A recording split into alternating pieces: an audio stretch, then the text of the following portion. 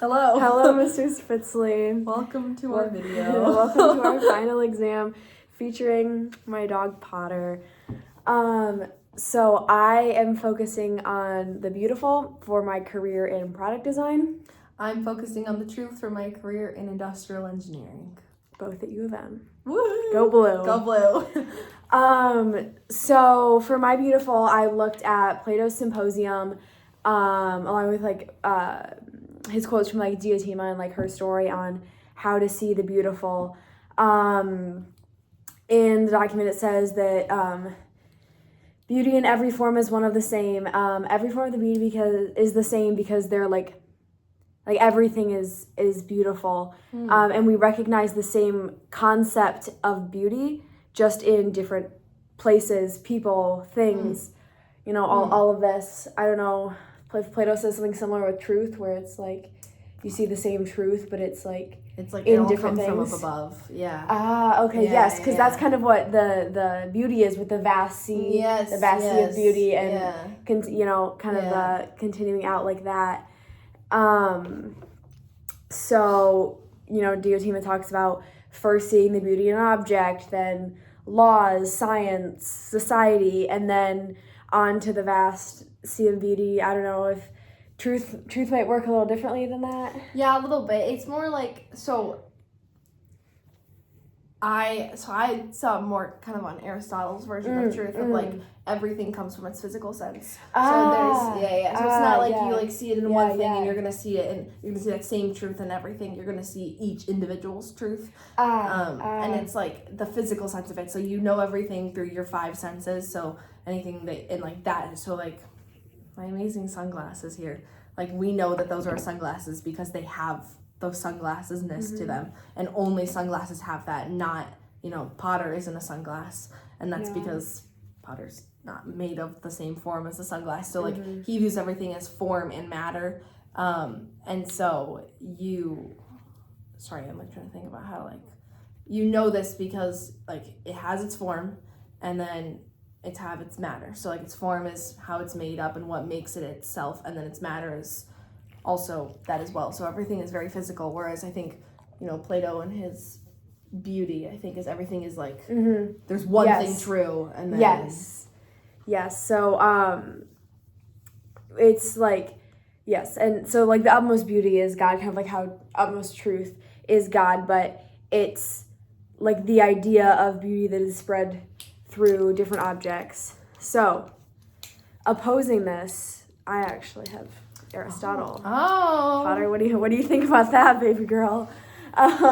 So contrary to Plato, Aristotle believes that the beauty is rooted more in the physical. I know, kisses. So where Plato says that beauty is transcendental and the things that we see are a form of perfect beauty, Aristotle says that beauty is rooted in order and symmetry, and and things that are a bit more physical. Sorry, Potter is having some emotional issues because my mother is out of town, and she is a little depressed right now. It's okay. So for Plato, the sciences would be a representation of beauty, but not actual perfect beauty, because the only perfect beauty is God and from God, the perfect form. But Aristotle, a perfectly ordered society or a perfectly symmetrical cube would be the utmost beauty, kind of, in a sense. Interesting. And Aristotle also says that the sciences are the chief form of beauty, but for Plato Plato and Diotima in their little ladder, getting up, seeing the different as you see beauty, you go up and up and up. Science is not the top.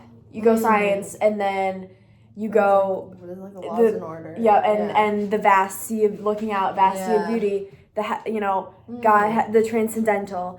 And so for my form of beauty, I'm focusing on Plato, and Aristotle does not agree with that. That's interesting because I think that definitely relates to how he sees truth versus how like Plato sees truth of like Plato sees that one thing being the truth, and Aristotle sees each individual thing. So like if science is like the utmost perfect thing is within that own science, rather than it being like there being something greater than that, because there is no physical greater thing. It's only like invisible. But Plato like recognizes that, so I think that is very interesting. Yeah, and Nietzsche is a bit different. Yeah, and Nietzsche unfortunately does not believe there is an objective truth. So that's very, very contrasting to Aristotle. Wow. Because Aristotle, sees that one specific thing having its truth, and that is its truth. Whereas like Nietzsche says it's all like perspective, it's all illusion, it's all interpretation of the thing. So like you can look at it and think, oh, like it's the sunglasses, or you could think it's the goggles. Like there's, it's really up to your interpretation of like what kind of life experience you've been on. So there's no fully objective thing, which Plato would definitely struggle with. But I think it's interesting because it's like Aristotle, when he does like his belief, he also has something called like an endoxa, which is like, it might not be fully true, but it has truth in it. It has truth in it, and it leads to like a truth. So like like the whole like money can't buy you happiness, or money does lead to like it can buy you happiness. I messed up the saying there. I mean it can buy you happiness of like in the sense it can't, because like experiences you do and all of that. But it buys the experiences that bring like or like my dog. Money bought my dog. Or like my dog, my cute dog. And it's or like even in the sense of like helping others, like if you have something to give to others, like that does most likely comes from some form of money, and it can help others, and like helping others is one of the best, like in the more medical sense, like dopamine rushes, and like it can help you become a better person, which should lead you to being a happier person. But if you kept it all for yourself, then it would be not a true fact coming out of it. But Nietzsche, I think, would believe that that's like completely like all of that's just like yes. Yeah. So product design, econ, or not, I'm econ, you're engineering. Econ, definitely not econ. Yeah, art and design and econ. So after Lansing Catholic, my dream is to be a product designer and to work for like American Girl or like a toy company, maybe an equestrian brand, and like design products, toys, things like that. And so this path draws me to the beautiful because I want my designs to be beautiful, not only in like look and aesthetic, but functionally beautiful, and to like have a function that is like great, useful, and like beautiful, a beautiful function. So for me, this, like, I have a cousin who is 4 years old. He's almost 4. Aww. And he's basically fully nonverbal. Oh. And he has to go like all these like speech like therapists, these like speech pathologists, like, and he does not like them. He doesn't like talking to them because it's just like, it's like a chore. But he loves monster trucks and going to like monster truck rallies. So if there was a toy that was like a monster truck that, he was talking to a monster truck, or even like a game, something that he like was learning speech with monster, he would like in a way that he would enjoy it. His speech could progress so much more. That's so cool. Okay, but I have to ask, product design, it's not something we do at Lansing Catholic, so how did you get to that? So, yes. I took mixed media. I actually had 2 classes for this. I took mixed media and furniture design. So one of the project in mixed media was actually designing products. Oh, wow. So I designed some equestrian products. It takes a lot of explaining, probably.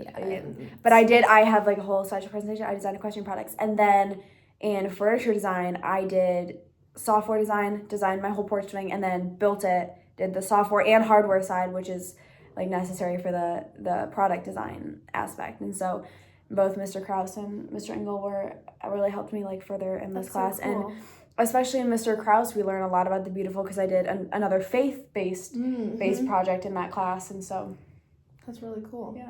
Wow. See, it's cool. I didn't take either of those classes. I'm the only girl in furniture design.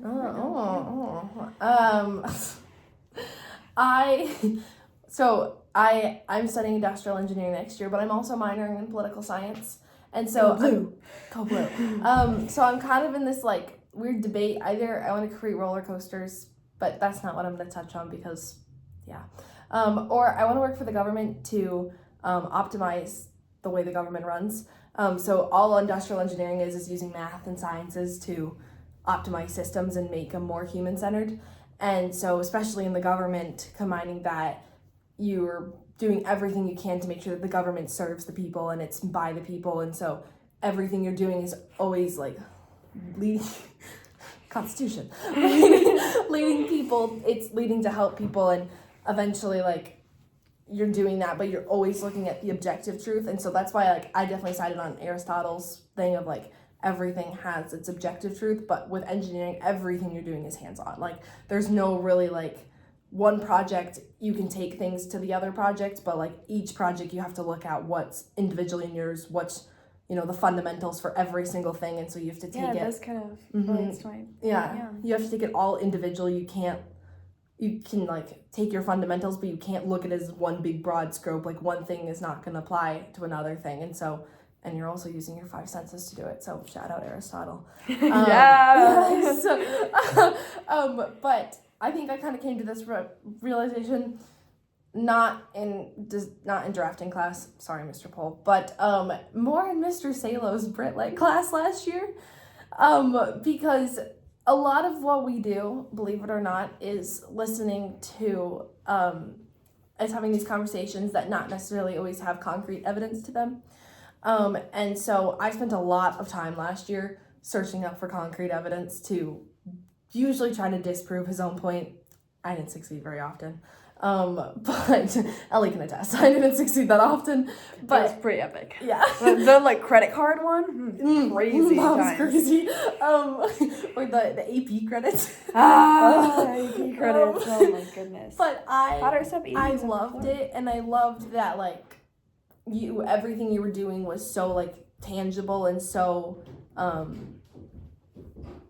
it wasn't abstract. Like I can't do abstract, like trying to think of like reading a book and trying to like read a book, and like we were doing Riding the Ancient Mariner, and he was like, okay, I need you to visualize that this is going on and like just believe that like the albatross is a symbol for something. And I was like, no, what if the albatross actually means something else? And we've got this a lot. I was like, the albatross might be a symbol for something else. Like who knows if the albatross actually caused this thing? You don't have tangible evidence for it. And so that definitely showed me that I'm not necessarily for opinions. One, I need my concrete facts, so sorry, Nietzsche. But I also need to be able to look at it from a more experimental type. And so that's why I want to do industrial engineering. Bye, Mr. Spitzley. Bye, Mr. Spitzley. Bye, say goodbye. Bye.